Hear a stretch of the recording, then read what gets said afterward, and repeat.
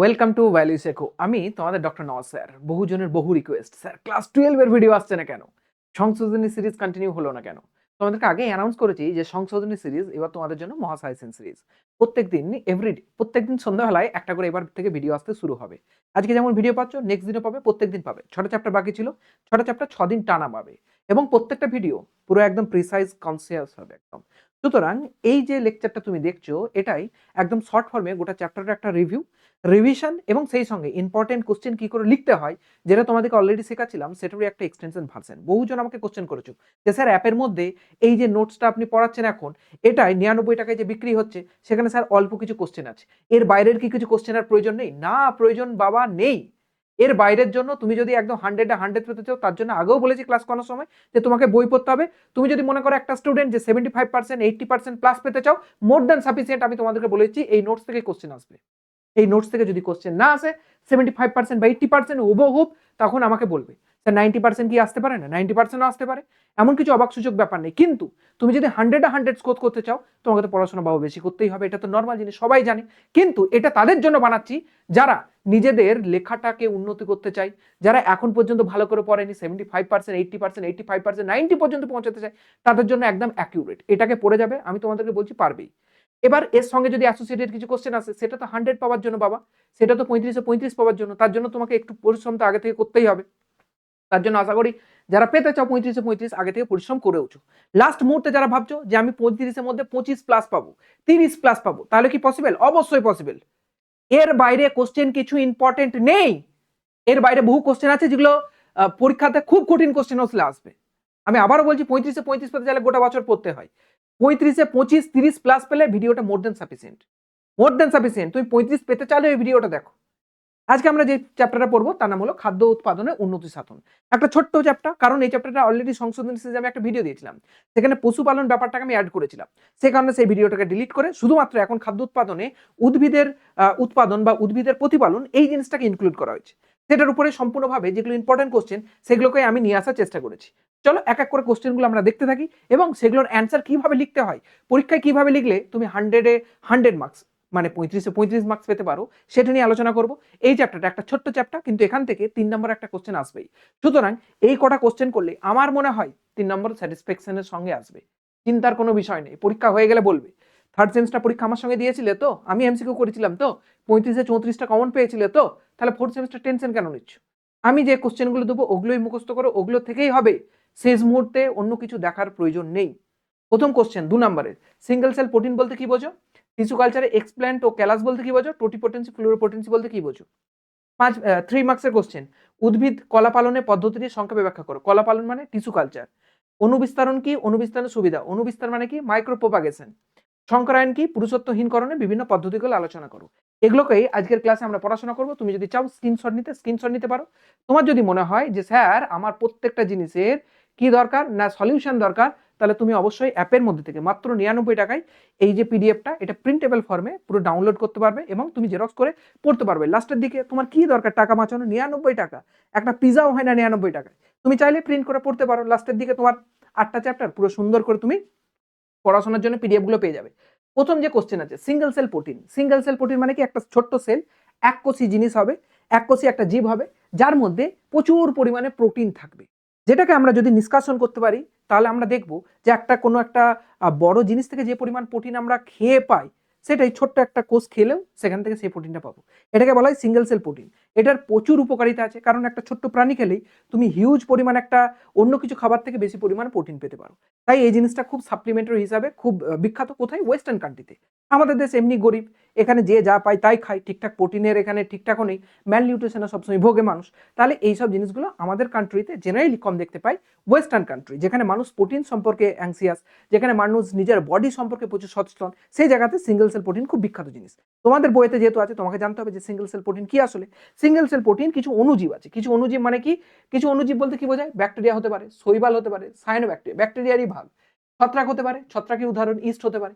এরা বিশুদ্ধ বা মিশ্র কালচার থেকে নিষ্কাশিত যে প্রোটিন পশু বা মানুষের অনুপূরক, এটা মানুষ জেনারেলি ইউজ করে থাকে। পশু তো কম ইউজ করে, মানুষই জেনারেলি ইউজ করে এবং অনুপূরক রূপে ইউজ করতে পারে কি হিসাবে? খাদ্য হিসাবে খেতে পারি আমরা এবং আমাদের শরীরে যে প্রোটিনের ডেফিসিয়েন্সি আছে সেটাকে আমরা ভরপাই করতে পারি। বোঝা গেছে? এবং এরা এককোষী যেহেতু হয় তাই এদিকে বলা হয় এককোষী প্রোটিন বা সিঙ্গেল সেল প্রোটিন। আমরা জানি ব্যাকটেরিয়া প্রোক্যারিওটিক, একটাই কোষ দ্বারা গঠিত। শৈবালও জেনারেলি একটাই কোষ দ্বারা গঠিত হতে পারে, শৈবালে মাল্টিপেলও হতে পারে। সায়ানোব্যাকটেরিয়া একটা কোষ, ছত্রাক ইস্ট এরাও একটা কোষ হতে পারে। ইস্টের তো আমরা জানি এককোষী ছত্রাক ইস্ট। তাহলে এরা সব এককোষী বলে তাই এদেরকে বলা হয় এককোষী প্রোটিন, সিঙ্গেল সেল প্রোটিন, কারণ এখান থেকে প্রোটিনটা আরোহণ করা হয়। তাহলে সিঙ্গেল সেল ও প্রোটিনের প্রধান অণুজীব কারা, যেগুলো উপরে নাম লিখেছি সেগুলো জাস্ট উদাহরণটা তোমাকে লিখতে হবে। যেমন শৈবাল বা নীলাভ সবুজ শৈবাল, মানে শৈবাল মানে অ্যালগি, আর সায়ানোব্যাকটেরিয়া এটাকে বলা হয় ব্লু গ্রিন অ্যালগি, এটাকে বলা হয় নীলাভ সবুজ শৈবাল। স্পাইরুলিনা ম্যাক্সিমা এবং ক্লোরেলা ভালগারিস। যদি তোমাকে কোশ্চেনে দেয় যে সিঙ্গেল সেল প্রোটিন উৎপাদনকারী কয়েকটা অণুজীবের উদাহরণ দাও, তখন ব্যাকটেরিয়া, শৈবাল এগুলো লিখলে কিন্তু নাম্বার দেবে না। তোমার নাম্বার উদাহরণ বললে স্পাইরুলিনা লিখতে হবে, ক্লোরেলা লিখতে হবে। বোঝা গেছে না? বোঝা যায়নি? স্পেসিফিকলি এগুলো উদাহরণ লিখতে হবে। তুমি যদি এইভাবে পয়েন্ট করে লেখো যে সংজ্ঞার এটা আর উদাহরণ এটা, তোমাকে চুমু দিয়ে 2 নাম্বার দেবে, কোনো ডাউট থাকবে না। বোঝা গেছে? তাহলে প্রথম কোশ্চেন আমাদের সিঙ্গেল সেল প্রোটিন গেল। এবার হচ্ছে টিস্যু কালচারে এক্সপ্ল্যান্ট এবং ক্যালাস বলতে কি বোঝো? টিস্যু কালচার জিনিসটা আসলে কি? টিস্যু কালচার জিনিসটা আমি তোমাদেরকে একটু সংক্ষেপে বোঝানোর চেষ্টা করি। ধরো একটা উদ্ভিদ রয়েছে, এটা একটা উদ্ভিদ, উদ্ভিদের পাতা রয়েছে, কাণ্ড রয়েছে, সবকিছু রয়েছে। এর মধ্যে থেকে ছোট্ট একটা কোনো কোষ নিয়ে নেবো অথবা টিস্যু নিয়ে নেবো। ধরো ছোট্ট কোষ বা টিস্যু নিলাম এবং এটাকে আমি কি করব না ল্যাবরেটরির মধ্যে কালচার করব। কালচার করলে একটা কোষ থেকে গাদা কোষ বা একটা টিস্যু থেকে অনেক টিস্যু হবে এবং পুনরায় এখান থেকে আমি একটা গাছ তৈরি করতে পারবো। এই পুরো পদ্ধতির নামই হচ্ছে টিস্যু কালচার, মানে টিস্যুকে কালচার করব, টিস্যুকে পালন করব, সেখান থেকেই আমি কি করতে পারবো, পুরো গাছ তৈরি করতে পারবো। তাহলে এক্সপ্ল্যান্টের সংজ্ঞা কি? এক্সপ্ল্যান্ট মানে যে অংশটা নিয়ে ওই কালচারটা করছি না তাকেই বলবো এক্সপ্ল্যান্ট। কি কি নিতে পারি আমি? দেখো কি লেখা আছে, টিস্যু কালচার প্রক্রিয়ায় পূর্ণাঙ্গ একটা উদ্ভিদ থেকে কিছু জিনিস বিচ্ছিন্ন করবো। কি কি নিতে পারি? টিস্যু নিতে পারি। টিস্যু মানে অনেকগুলো কোষের গুচ্ছ, অনেকগুলো কোষের গুচ্ছকে আমরা কি বলি? টিস্যু। কি বলি? টিস্যু। বাংলা এটাকেই বলা হয় কলা। তারপরে কোষ নিতে পারি অথবা কোনো অঙ্গকে নিতে পারি এবং নিয়ে তাকে আমি ল্যাবরেটরির মধ্যে নিয়ে যাবো। আর ল্যাবরেটরি কেমন হবে? সম্পূর্ণ জীবাণুমুক্ত। ল্যাবরেটরি কি হবে? সম্পূর্ণ জীবাণুমুক্ত। ল্যাবরেটরি বলা হয়, নাহলে তো বলা হতো গোয়ালেতে চাষ করা হবে, গোয়ালে তো নোংরাই ভর্তি, গোবর পড়ে থাকে, সেখানে কি হবে না, সম্পূর্ণ জীবাণুমুক্ত, কোনো জীবাণু থাকবে না, পুরো স্টেরাইল কন্ডিশনে করতে হবে। এবং এ যাতে ঠিকঠাক বৃদ্ধি পায় তার জন্য আমাকে পুষ্টিবর্ধক দিতে হবে, এমন জিনিস দিতে হবে যেটাতে গাছ বা গাছের কোষ জেনারেলি বৃদ্ধি পায়, সেই জিনিস দিতে হবে পুষ্টিবর্ধক মিডিয়ামে, অর্থাৎ নিউট্রিয়েন্ট মিডিয়ামে রেখে বৃদ্ধির জন্য স্থাপন করে, তাকে বলে এক্সপ্ল্যান্ট। তার মানে এক্সপ্ল্যান্ট আসলে কি? এই গাছ থেকে যেই জিনিসটা নিয়ে আমি টিস্যু কালচারটা করব সেই জিনিসটাকে আমি কি বলবো? এক্সপ্ল্যান্ট। বোঝা গেছে না যায়নি? যেই জিনিসটা নিয়ে আমি কালচারটা করব তাকে বলা হবে এক্সপ্ল্যান্ট। বোঝা গেছে না যায়নি? বোঝা গেছে? এবার হচ্ছে উদাহরণ দেখো কি কি নিতে পারি। উদ্ভিদের শীর্ষ মুকুল নিতে পারি, কচি পাতার অংশ নিতে পারি, পরাগরেণু নিতে পারি, যা জেনারেলি নতুন গাছ তৈরি করতে সাহায্য করে। এই জন্য এগুলোকে কি বলা হয়? এক্সপ্ল্যান্ট। কি বলা হয়? এক্সপ্ল্যান্ট। এবার এই যে টিস্যুটা বা কোষটা বা কোনো একটা ছোট্ট অংশ নিলাম, এটা ধীরে ধীরে যখন টিস্যু কালচারের মাধ্যমে বড় হবে, মাইটোসিস প্রক্রিয়াতে বিভাজিত হবে, তখন এরা নানা ধরনের শেপ তৈরি করে। সেরকমই একটা শেপের নাম হচ্ছে ক্যালাস। কি নাম? ক্যালাস। বা একটা জিনিসের নাম ক্যালাস। কি লেখা আছে? উপযুক্ত পুষ্টি মাধ্যমে স্থাপিত এক্সপ্ল্যান্ট। তার মানে এক্সপ্ল্যান্টকে উপযুক্ত পুষ্টি মাধ্যমে রাখা হলো এবং কোষগুলি যখন বারবার মাইটোসিস প্রক্রিয়ায় বিভাজিত হবে। আমরা জানি কোনো কোষ নিজের আকৃতি বাড়ানো চাইলে, নিজের হচ্ছে কি বলে আকার বাড়াতে চাইলে সবসময় মাইটোসিস ডিভিশন করে। মাইটোসিস মানে কি? একটা কোষ থেকে দুটো, দুটো থেকে আবার কটা হবে? চারটে, চারটে থেকে কটা হবে? আটটা। এরকম করে ধীরে ধীরে একটা টিস্যু থেকে গাদা হবে, একটা কোষ থেকে গাদা হবে এবং ফাইনালি গাছ তৈরি হয়। এবং গাছ তৈরির মাঝখানে কি হয়? মাইটোসিস বিভাজনের মাধ্যমে একটি অসংগঠিত, অবয়বহীন বা বিভাজনক্ষম কোষ পিণ্ড গঠিত, একটা পিণ্ডর মতো গঠিত হয়, তাকে আমরা কি বলে থাকি? ক্যালাস। তাকে কি বলি? ক্যালাস। এরকমই নানা রূপ বিভিন্ন জিনিস আমরা ক্যালাস এই টিস্যু কালচার দেখতে পাই। এমব্রয়েড তৈরি হয়, সেখান থেকে ধীরে ধীরে এমব্রয় থেকে ছোট্ট চারা গাছ তৈরি হয়। বৈশিষ্ট্য কি? এটি মূলত উদ্ভিদের একটি অবিভাজিত টিস্যু, অর্থাৎ টিস্যু গুচ্ছ। বারবার টিস্যু বিভাজিত হয়ে একটা টিস্যু গুচ্ছ তৈরি করেছে, কোষপিণ্ড তৈরি করেছে, যার নির্দিষ্ট মূল, কাণ্ড বা পাতা থাকে না। তাহলে এই ক্যালাসের কিন্তু কোনো কিছু এখনো তৈরি হয়নি, জাস্ট ওটা একটা কোষের গুচ্ছ বা টিস্যুর গুচ্ছ বা কিসের গুচ্ছ? একটা কলার গুচ্ছ। ওকে, এটি ভ্রূণ সৃষ্টির পূর্ববর্তী ধাপ। তার মানে এগুলো থেকে এবার ভ্রূণ তৈরি হবে। তাহলে ভ্রূণে গিয়ে আমি কি বললাম? ভ্রূণকে কি বলে? এমব্রয়েড। তাহলে এমব্রয়েডে গিয়ে আমরা কি দেখবো না, ধীরে ধীরে মূল, পাতা ইত্যাদি জিনিসপত্রগুলো আসতে শুরু করে। যেমন একটা মানুষের যখন হচ্ছে জাইগোট দেখবো, তখন কি দেখবো? Single cell. জাইগোটটা যখন ব্লাস্টোসিস্টে পরিণত হবে, গ্যাস্ট্রুলাতে, মরুলাতে পরিণত হবে, তখন কোষ পুঞ্জ তৈরি হয় না, একটা টিস্যু গ্যাদারিং তৈরি হয় না, ওই জিনিসটাই হচ্ছে এখানে ক্যালাস। বোঝা গেছে না যায়নি? তারপরে দেখবো ওই ব্লাস্টোসিস্টটা ধীরে ধীরে ভ্রূণে পরিণত হচ্ছে, এমব্রয়তে পরিণত হচ্ছে। মানুষের ক্ষেত্রে তখন কি দেখবো? ভ্রূণের হাত তৈরি হচ্ছে, পা তৈরি হচ্ছে। ঠিক একইভাবে উদ্ভিদেরও এই ক্যালাসের পরবর্তীতে ভ্রূণ তৈরি হয়, তখন দেখবো কাণ্ড, পাতা এবং তার মূল। তার তো আর হাত পা থাকবে না, তাহলে এই জিনিসগুলো তৈরি হতে দেখবো। ক্লিয়ার হয়ে গেছে? এরপর নেক্সট কোশ্চেন, টোটিপোটেন্সি আর প্লুরোপোটেন্সি কি? তোমাদেরকে বারবার বলেছি, টোটি মানে হচ্ছে টোটাল, টোটি মানে টোটাল, TOTY। টোটি মানে কি মনে রাখবে? টোটাল। অর্থাৎ কোনো একটা ছোট্ট যদি কোষ বা কোনো টিস্যু থেকে সম্পূর্ণ উদ্ভিদ তৈরি করার ক্ষমতা রাখে তাকে বলে টোটিপোটেন্সি। আর প্লিউরোপোটেন্সি মানে কি? প্লিউরো মানে part, P for pluri, P for part. যদি কোনো একটা উদ্ভিদের পার্ট তৈরি করতে পারে, কোনো একটা উদ্ভিদের অঙ্গ তৈরি করতে পারে, তখন তাকে আমরা বলি প্লিউরোপোটেন্সি। একদম ভুলবে না, totipotency, pluripotency. T for toti, T for total উদ্ভিদ তৈরি করতে পারবে। P for pluripotency, P for part, কোন একটা উদ্ভিদের পার্ট, কোন একটা অঙ্গ তৈরি করতে পারবে। তাহলে টোটিপোটেন্সি বলছে যে বৈশিষ্ট্যের ফলে কোনো কোষ বা কলা বিভাজিত বা বিভাজিত হয়ে বিভিন্ন অঙ্গ সৃষ্টি করতে পারে তাকে বলা হয় টোটিপোটেন্সি। বিভিন্ন অঙ্গ মানে পুরো উদ্ভিদও সৃষ্টি করতে পারে। ক্লিয়ার হয়ে গেছে? যে ক্ষমতার মাধ্যমে কোষ সমস্ত প্রকার কলা সৃষ্টি না করতে পারলেও অনেক বা একাধিক কিছু কোষ উৎপাদন করতে পারে বা কিছু অঙ্গ তৈরি করতে পারে, তাকে আমরা বলে থাকি প্লিউরোপোটেন্সি। তার মানে কে সম্পূর্ণ উদ্ভিদ তৈরি করার ক্ষমতা রাখে? টোটিপোটেন্সি। সম্পূর্ণভাবে উদ্ভিদ তৈরি করার ক্ষমতা কে রাখে না? প্লিউরোপোটেন্সি। কি করতে পারে? কিছু কিছু অঙ্গ তৈরি করতে পারে। এগুলো 2 নম্বরের জন্য সব থেকে ইম্পর্টেন্ট ছিল। এমন ব্যাপার নেই যে 2 নম্বরের কোশ্চেন স্যার 3 নম্বর বা 4 নম্বর আসতে পারে না, আসতেই পারে, না আসার কিছু নেই। এগুলোর উদাহরণগুলো একটুখানি অ্যাডিশনালি তোমরা মুখস্থ করে নিতে পারো। ওকে? এবার হচ্ছে কলা পালনের পদ্ধতি। কলা পালনের পদ্ধতি মানে কি? টিস্যু কালচার পদ্ধতি। একটু আগেই বললাম। টিস্যু কালচার আসলে কি করা হয়? কলা পালনে কি করা হয়? একটা উদ্ভিদ থেকে ছোট্ট অংশ কেটে নেওয়া হলো, সেটাকে ধীরে ধীরে পালন করা হয়ে থাকে। সেটাকে ধীরে ধীরে কি করা হয়? পালন করা হয়। এবার বিভিন্ন জিনিসপত্র নিয়ে আমরা পালন করে থাকি। এটা বই থেকে তোমাদেরকে আমি বলেছিলাম। অঙ্গর কালচার, অঙ্গ পালন করা হয় বর্তমানে।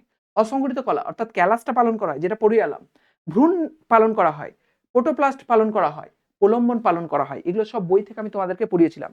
তোমাদেরকে আবারও বলছি, ক্লাস 12 এর সেমিস্টার 4 এর যদি কারো এখনো পড়াশোনা না হয়ে থাকে, মনে হয় যে স্যার এগুলো ওয়ান শট ভিডিও দেখবো, ওয়ান শট টাইপের ভিডিও পুরোপুরি অ্যাপের মধ্যে আমি রেকর্ডেড ভার্সনে দিয়ে রেখেছি।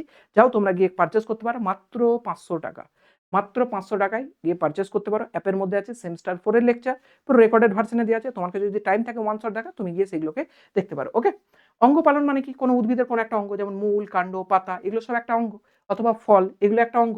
এগুলোকে যদি আমি সংশ্লেষ করাই এবং সেখান থেকে একটা উদ্ভিদ তৈরি করি, তখন তাকে বলবো অঙ্গ পালন। অসংগঠিত ক্যালাস পালন, একটু আগেই বললাম। একটা কোষের পিণ্ড, সেখান থেকে যদি উদ্ভিদ তৈরি করতে পারি তাকে বলে ক্যালাস পালন। ভ্রূণ থেকে যদি উদ্ভিদ তৈরি করতে পারি তাকে বলে ভ্রূণ পালন। এগুলো সব নিজেরা একটুখানি পড়ে নেবে, আমি ছোট ছোট করে বলেছি। প্রোটোপ্লাস্ট কি জিনিস? আমরা জানি একটা কোষ থাকে। যদি উদ্ভিদ কোষ হয়, উদ্ভিদ কোষের বাইরে কোষ প্রাচীর থাকে, আর এটা হচ্ছে কোষ পর্দা। তাহলে এটা কোষ প্রাচীর, এটা হচ্ছে সেল ওয়াল, আর এটা হচ্ছে কোষ পর্দা মানে সেল মেমব্রেন। এর ভিতরে থাকে সাইটোপ্লাজম। এই সাইটোপ্লাজমের ভিতরে আবার থাকে কি? নিউক্লিয়াস। তাহলে সাইটোপ্লাজমের মধ্যে নিউক্লিয়াস ভাসতে থাকে। এই সাইটোপ্লাজম এবং নিউক্লিয়াসকে আমরা বলে থাকি প্রোটোপ্লাস্ট। তাহলে এই প্রোটোপ্লাস্ট থেকে যদি আমরা উদ্ভিদ তৈরি করতে পারি, চারাগাছ সৃষ্টি করতে পারি, তাকে বলা হয় প্রোটোপ্লাস্ট পালন। সব পড়িয়ে রেখেছি অলরেডি। সাসপেনশন কালচার মানে ঝুলে থাকবে কোনো জিনিস পুষ্টি তরলের মধ্যে। কোনো কোষ সমষ্টির তরল পুষ্টির মাধ্যমে বৃদ্ধি ঘটানোকে আমরা কি বলে থাকি? প্রলম্বন পালন। এখানে জেনারেলি ওর মূলটা ঝুলতে থাকে, প্রলম্বিত অবস্থায় বৃদ্ধি পায়, তাকে বলা হয় প্রলম্বন পালন। হ্যাপ্লয়েড পালন মানে কি? আমরা জেনারেলি জানি কোনো একটা উদ্ভিদ যখন তৈরি হয় তার প্লয়েডই থাকে ডিপ্লয়েড, আর তার গ্যামেটগুলো থাকে হ্যাপ্লয়েড। যেমন পরাগরেণু বা ডিম্বাণু, এগুলো থাকে হ্যাপ্লয়েড। কিন্তু কোনো উদ্ভিদকে যদি আমরা ডিম্বাণু বা পরাগরেণু থেকে সম্পূর্ণ উদ্ভিদ তৈরি করি, তখন ডিম্বাণুর যেটা প্লয়েডি বা পরাগরেণুর যেটা প্লয়েডি, অর্থাৎ ডিম্বাণু পরাগরেণু হ্যাপ্লয়েড, সেটাতেই উদ্ভিদ তৈরি হবে। তাহলে একে বলা হয় হ্যাপ্লয়েড পালন। তাহলে টিস্যু কালচার 5 নম্বরের জন্য খুব ইম্পর্টেন্ট। কতগুলো পয়েন্ট আমি লিখে দিয়েছি, সুন্দর করে দেখতে পেয়েছো? টিস্যু কালচারের পদ্ধতির সংখ্যা ব্যাখ্যা করো, যদি এটাই লেখো মোর দেন সাফিসিয়েন্ট, 5 নম্বরে 5 নম্বর পাবে। ওকে? এবার হচ্ছে অনুবিস্তার বা মাইক্রো প্রোপাগেশন বলতে কি বোঝো? টিস্যু কালচারের একটা ছোট্ট পার্ট হচ্ছে মাইক্রো প্রোপাগেশন। এখানে কি করে? ছোট্ট একটা অংশ কেটে নেওয়া হলো কোনো একটা উদ্ভিদের, সেটাকে টিস্যু কালচারেরই একটা পার্ট হচ্ছে মাইক্রো প্রোপাগেশন। এমন ভাবা দরকার নেই যে মাইক্রো প্রোপাগেশন হচ্ছে টিস্যু কালচার থেকে আলাদা। না, টিস্যু কালচার একটা পার্ট হচ্ছে মাইক্রো প্রোপাগেশন, একটা পদ্ধতি হচ্ছে মাইক্রো প্রোপাগেশন। তাহলে কোনো একটা উদ্ভিদের কোনো একটা ছোট্ট অংশ কেটে নিলাম, সেই কাটা অংশটাকে আমি যখন টিস্যু কালচার করবো এবং সেখান থেকে একটা উদ্ভিদ তৈরি করবো, তাকে বলে অনুবিস্তারণ বা মাইক্রো প্রোপাগেশন। উদ্ভিদের সতেজ এবং নিরোগ কোনো অংশকে কেটে তার থেকে কলা পালনের মাধ্যমে যদি অসংখ্য উদ্ভিদ উৎপাদন প্রক্রিয়াকে আমরা কি বলি? অনুবিস্তারণ বা মাইক্রো প্রোপাগেশন। কি কি সুবিধা পেতে পারি? অলরেডি বহুবার ডিসকাস করেছি যে ল্যাবরেটরির মধ্যে করা হয়, কোনো জীবাণু থাকে না, তাহলে উদ্ভিদটা যে তৈরি হবে কোনো রোগ হবে না, রোগমুক্ত উদ্ভিদ পাবো। 2 নাম্বার, বীজহীন ফল পাবো। 3 নম্বর, সংকরায়নের ফলে সৃষ্ট বন্ধা উদ্ভিদের সংখ্যা হবে। যদি কোনো একটা, ধরো মানুষের ক্ষেত্রে কোনো একটা মানুষ ধরো বন্ধা, সে তার বাচ্চা জন্ম দিতে পারছে না, তাকে আমরা বিভিন্ন মেডিকেলি পদ্ধতির মাধ্যমে বাচ্চা দেওয়ার চেষ্টা করি না, আইভিএফ করি না, আগে সেন্সটায় পড়ে এসেছি।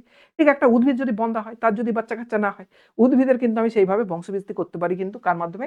এই অনুবিস্তরণ বা টিস্যু কালচারের মাধ্যমে। বৃদ্ধি বিকাশের বিভিন্ন ধাপগুলি নিয়ন্ত্রণ করা সম্ভব।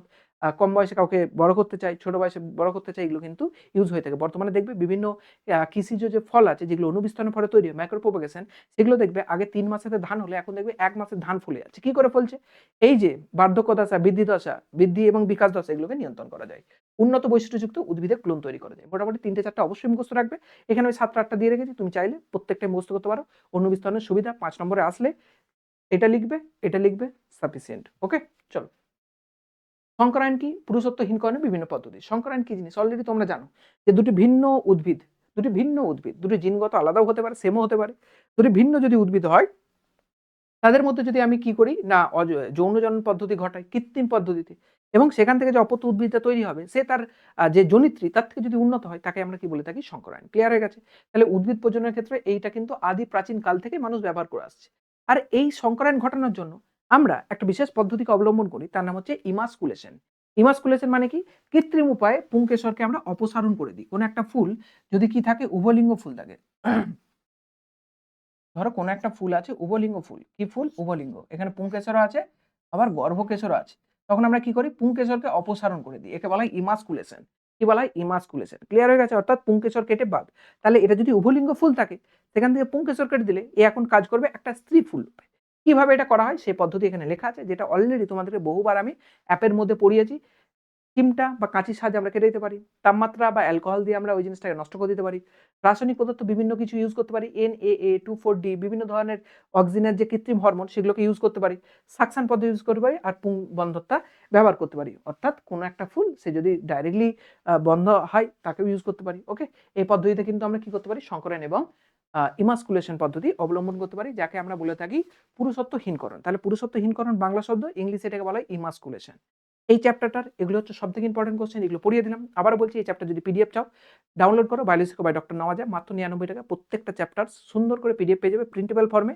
গিয়ে দোকানে প্রিন্ট করো, পড়াশোনায় মনোযোগ দাও, একদম সিলেবাস নিজের কমপ্লিট করো। ঠিক আছে? চলো দেখা হচ্ছে নেক্সট ভিডিওতে, কালকেই কিন্তু আসবে। দেখো সবগুলো ভিডিও কম বেশি শিডিউল হয়ে গেছে অলরেডি, তাই না?